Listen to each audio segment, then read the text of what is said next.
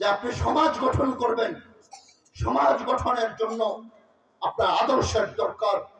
তো আদর্শ আপনি কোন আদর্শ পৃথিবীর মধ্যে নেবেন, সেই আদর্শ আপনাকে বাছাই করতে হবে। সেই আদর্শ এমন আদর্শ হইতে হবে যে আদর্শ পূর্ণাঙ্গ ভাবে আমাদের সামনে আছে। এমন আদর্শ হবে যে কোন একটা দিকের আদর্শ আছে আরেকটা দিকের নাই, একটা দিকের আছে আরেকটা দিকের নাই। সেই আদর্শ আমাদের জন্য শ্রেষ্ঠত্ব আসন হইতে পারে না, শ্রেষ্ঠ আদর্শ হইতে পারে না। তাই আমাদের জন্য এমন আদর্শ দরকার যেই আদর্শ সমগ্র জাহানের জন্য সর্বশ্রেষ্ঠ আদর্শ। সমগ্র মানুষের জন্য যেই অনুসরণ করতে চায়, শিশু অনুসরণ করতে চায় তার জন্য রয়েছে, যুবক অনুসরণ করতে চায় তার জন্য প্রযোজ্য, বৃদ্ধ বয়সের অনুসারী রয়েছে তার জন্য প্রযোজ্য। সমগ্র জাহানের আধুনিক যুগ হোক সেই যুগের জন্য পরিচালিত, সেই যুগের জন্য প্রযোজ্য। ডিজিটাল যুগ হোক সেই যুগের জন্য প্রযোজ্য। আরো আধুনিক কোন যুগ আসুক সেই যুগের জন্য আমার রাসূলের আদর্শ এরকম, যেটা সেই আধুনিক কেন, প্রযুক্তির যুগ কেন, আরো উন্নত কোন যদি যুগ আসে সেই যুগে আমার রাসূলের আদর্শ সর্বশ্রেষ্ঠ হিসেবে পরিচালিত হবে।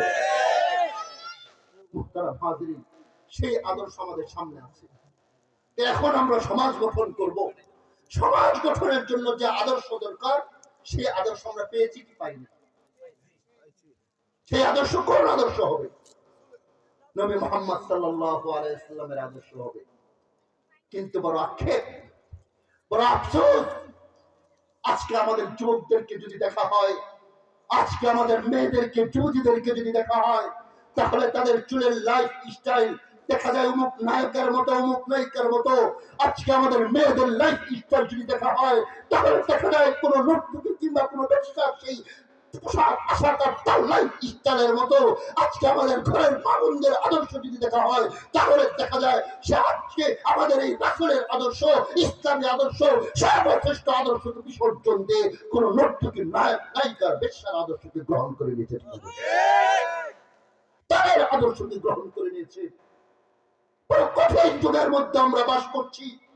তোর আক্ষেপ, আজকে যদি আমাদের যুবকদেরকে বলা হয়, ও যুবক তুমি বলো আল্লাহ যে তোমাকে রাসূল দিয়েছেন, সর্বশ্রেষ্ঠ রাসূল, সেই রাসূল কিভাবে খেতেন, সেই রাসূল কিভাবে কাপড় পরতেন, সেই রাসূলের লাইফ স্টাইল কেমন ছিল, সেই রাসূলের চলন বলন কথাবার্তা কেমন ছিল, তার জীবনের বিশাল লক্ষ লক্ষ হাদিসের মধ্যে থেকে একটা দুইটা হাদিস তুমি পূর্ণাঙ্গ হাদিস আমাদের সামনে পেশ করো।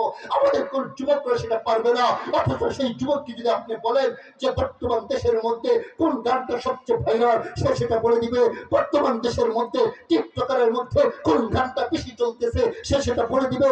নেটওয়ার্কের মধ্যে, ইন্টারনেটের মধ্যে বর্তমানে কোন জোয়ারটা সবচেয়ে বেশি চলতেছে সে সেটা বলে দিবে। তাদেরকে যদি জিজ্ঞেস করা হয় কোন ফ্যাশনেবলের ফ্যাশন সবচেয়ে সুন্দর, কোন জামাটা সবচেয়ে বেশি ব্র্যান্ডেড, এটা সে চূড়ান্ত ভাবে বলে দিবে। অথচ আল্লাহ রাসূলের আদর্শ সর্বশ্রেষ্ঠ হিসেবে আমাদের সামনে আছে।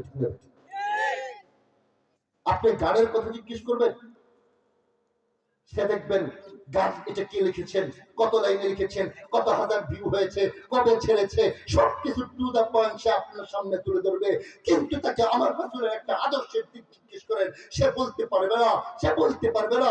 অথচ যুবক, এই যুব শ্রেণী, এটা এমন এক শ্রেণী আল্লাহ তাআলার কাছে, এমন এক শ্রেণী যে শ্রেণীদের কথা আল্লাহ তাআলা কোরআনের মধ্যে এমন ভাবে এনেছেন। অসংখ্য ঘটনা কোরআনের মধ্যে এসেছে। সূরা কাহফের মধ্যে আল্লাহ তাআলা বলতেছেন, নাহনু নাকুসু আলাইকা ইদহুমা, নাহনু নাকুসু আলাইকা, আমি তোমাদের কাছে এক ঘটনা পেশ করব। ইন্নাহুম ফিতয়াতুন, যে তারা এমন এক যুবক, আমানু বিরাব্বিহিম, যারা তাদের রবের উপর ঈমান এনেছে।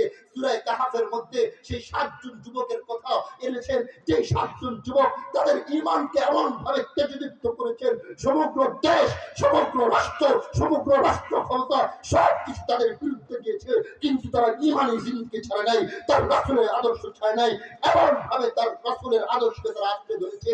তারা তাদের সন্তানকে ছেড়েছে, স্ত্রীকে ছেড়েছে, ঘর বাড়ি জমি জমা সব কিছু ছেড়ে দিয়ে আল্লাহ রাব্বুল আলামিনের সেই ঈমানকে তারা এমন ভাবে ধারণ করে করেছে, সেই রাসূলের আদর্শ এমন ভাবে ধারণ করেছে, সব কিছু তারা বিসর্জন দিয়ে গুহার মধ্যে তারা আত্মগোপন করেছিল।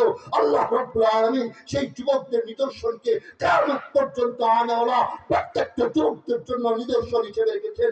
ও পৃথিবীর মানুষ, দেখো তোমাদের আদর্শটা এমন হবে, তোমরা তোমাদের নবীর আদর্শের জন্য তোমাদের জান চলে যায়, জান চলে যাবে, তোমাদের পরিবার চলে যায়, পরিবার চলে যাবে, তোমার দিনের জন্য তোমার ক্ষমতা চলে যায়, চলে যাবে, তার তোমরা দিন ছাড়তে পারবে না, রাসূলকে ছাড়তে পারবে না। ঠিক আছে? মুহতারাম হাজির, আল্লাহ তাআলা যুবকদেরকে এমন করে পৃথিবীর জন্য, সমাজ পরিবর্তনের জন্য এমন ভাবে করে রেখেছেন। আল্লাহ তাআলা পৃথিবীর মধ্যে যত রাসূল পাঠিয়েছেন, কোন একজন রাসূলকেও বৃদ্ধ বয়সে নবুয়ত প্রদান করেননি। প্রত্যেকটা রাসূলকে 40 বছরের যুবক হিসেবে যখন তিনি পরিণত হয়েছেন, তারপর তাকে তিনি নবুয়ত দিয়েছেন। পৃথিবীর মধ্যে যত নবী আর রাসূল এসেছেন, প্রত্যেকটা নবীর নবুয়ত এবং রিসালাতের জিম্মাদারি যুবক অবস্থায় দিয়েছেন। হযরত ইবনে আব্বাস থেকে হাদিসের মধ্যে এসেছে যে আল্লাহ তাআলা সমস্ত নবীদেরকে যুবক অবস্থায় আল্লাহ তাআলা তাদেরকে কি করেছেন? নবুয়তের জিম্মাদারি দিয়েছেন। এটা সহজ কোনো জিম্মাদারি না, সহজ কোনো বয়স না। এই বয়স এমন ভাবে তারা নষ্ট করে ফেলবে, মহৎ পিছনে পড়ে তারা জমাতকে নষ্ট করে ফেলবে, নিজের লাইফকে নষ্ট করে ফেলবে। এর জন্য আল্লাহ তাআলা এই যুবক বয়স আপনাকে আমাকে দান করেন নাই। আপনি আমি টাকার পিছনে ঘুরে এই যুব সমাজের যুবকদেরকে নষ্ট করে ফেলবো, আমি তাদেরকে রাজনৈতিক স্বার্থের জন্য ব্যবহার করে তাদেরকে আমি তার লাইফকে শেষ করে দিব। এর জন্য এই যুব সমাজ দেন নাই। এই যুবক বয়স তো আল্লাহ তাআলা এই জন্য দিয়েছেন, তারা পৃথিবীর মধ্যে এমন এক আদর্শ, এমন এক সমাজ পরিবর্তনের বিপ্লব নিয়ে আসবে, যেই পৃথিবীর মধ্যে ঈমান এবং ইসলাম জিন্দা হবে। ঠিক না? তাই তো আমরা দেখি পৃথিবীর মধ্যে সর্বপ্রথম যিনি শাহাদাত বরণ করেছেন, তিনি একজন যুবক। তিনি একজন যুবক। হযরত আদম আলাইহিস সালাতু ওয়াস সালামের দুই সন্তান, ওয়াতলু আলাইহিম নাবা ইবনাই আদম বিল হক। দুই সন্তানের জীবন বৃত্তান্ত আল্লাহ তাআলা সূরা মায়েদার মধ্যে নিয়ে এসেছেন। সেখানে দুই সন্তানের মধ্যে এক যুবক, যিনি ইন্নামা ইয়াতাকাব্বালুল্লাহু মিনাল মুত্তাকিন, যে আল্লাহ তাআলা কুরবানিত মুত্তাকিদেরটা কবুল করেন। এই কথা শুনে যে মুত্তাকি ছিল না, কাফের ছিল, যে মুত্তাকি ছিল না, মুত্তাকি মুমিনদের বিপরীতে ছিল, সে সেই হাবিল আর কাবিল। কাবিল সে হচ্ছে কাতলকারী, কাতেল। সে কি করেছে? ঈমানদার যুবক হাবিলকে হত্যা করে ফেলেছে। কেন তার ঈমানকে আল্লাহ কবুল করবেন? কেন তার কুরবানিকে আল্লাহ তাআলা কবুল করলেন? হযরত হাবিলকে আল্লাহ তাআলা শাহাদাতের মওতের মাধ্যমে এই যুবক সমাজের বয়সকে আল্লাহ তাআলার কাছে দাবি করে পাঠিয়েছেন। তাই আমরা বলতে পারি পৃথিবীর মধ্যে সর্বপ্রথম যে শাহাদাত বরণ করেছে সেটা হচ্ছে যুবক শাহাদাত। ঠিক না? তারপরে আসেন আল্লাহ তাআলা হযরত নূহ আলাইহিস সালাতু ওয়াস সালাম, হযরত ইদ্রিস আলাইহিস সালাতু ওয়াস সালাম, হযরত জাকারিয়া আলাইহিস সালাতু ওয়াস সালাম, হযরত ইউনূস আলাইহিস সালাতু ওয়াস সালাম, হযরত ইউনূস আলাইহিস সালাতু ওয়াস সালাম মাছের পেটে গিয়েছেন। এই কাফেরদের জন্য যে কুরবানি পেশ করেছেন যুবক অবস্থায়, সেই অবস্থা হয়েছে। হযরত জাকারিয়া আলাইহিস সালাতু ওয়াস সালাম যুবক অবস্থায় তার মাথাকে চিরে ফেলে দুই খণ্ড করা হয়েছে। হযরত ইব্রাহিম আলাইহিস সালাতু ওয়াস সালাম আরেক যুবক আমাদের সামনে এমন ভাবে আল্লাহ তাআলা তার আদর্শ পেশ করেছেন। সূরাতুল মুমতাহিনার মধ্যে কদ কানাত লাকুম উসওয়াতুন হাসানাতুন ফি ইব্রাহিমা ওয়াল্লাযীনা মা, আল্লাহ তাআলা তোমাদের জন্য উত্তম আদর্শ রেখেছেন যুবক ইব্রাহিম তার সঙ্গী মুমিনদের মধ্যে। ইদ ক্বালু, যখন সে বলেছে, কি বলেছে? ইন্না বুরা মিনকুম মিম্মা তা'বুদুনা মিন দুনিল্লাহ কাফারনা বিকুম ওয়া বাদা বাইনানা ওয়া বাইনাকুমুল আদাওয়া। হযরত ইব্রাহিম ঘোষণা দিয়েছে, দেখো পুরো জাতিকে ওনার সাথে কেউ নেই, কেউ নাই, ওনার বাবা নাই, মা নাই, কেউ নাই, শুধু ইব্রাহিম।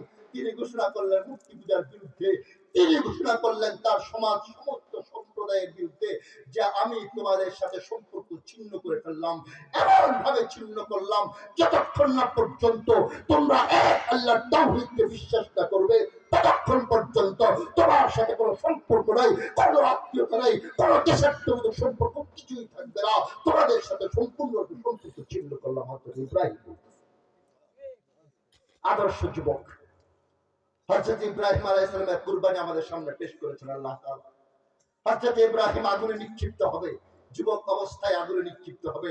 আল্লাহ তাআলা আবারও পৃথিবীর সামনে প্রমাণ পেশ করলেন, ও সারা জাহানের যুবকরা, তোমরা তো এমন সমাজের জন্য এমন এক ভিত, এমন এক মজবুত, তোমরা এমন এক দায়িত্বশীল যে তোমরা আগুনে নিক্ষিপ্ত হবে, তারপর তোমরা তোমাদের আদর্শকে ছাড়তে পারবে না, নবীর আদর্শকে ছাড়তে পারবে না, দ্বীনের আদর্শকে ছাড়তে পারবে না, আল্লাহর হুকুমকে ছাড়তে পারবে না। তার নমুনা হিসাবে আমি ইব্রাহিমকে যখন সে যুবক, সেই যুবক অবস্থায় আগুনের মধ্যে পুড়িয়েছি, যখন তার পিছনে সারা জাহানের কেউ ছিল না, এক ইব্রাহিম সারা জাহানের সবাই মেতে উঠেছে তাকে আগুনে পুড়ে খুন করার জন্য।